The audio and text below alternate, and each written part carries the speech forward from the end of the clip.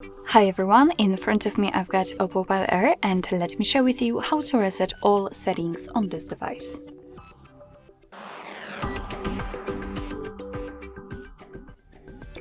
So basically all we have to do is to open the settings. Here let's scroll down to the very bottom to find additional settings and then scroll down again to find backup and reset. Tap on reset device and as you can see right here we've got the option we're looking for, so let's tap on reset all settings. As you can see we've got the information that it will reset all settings including the network settings, so that's okay for me. Let's just tap on reset all settings, confirm it, and right now we have to simply wait.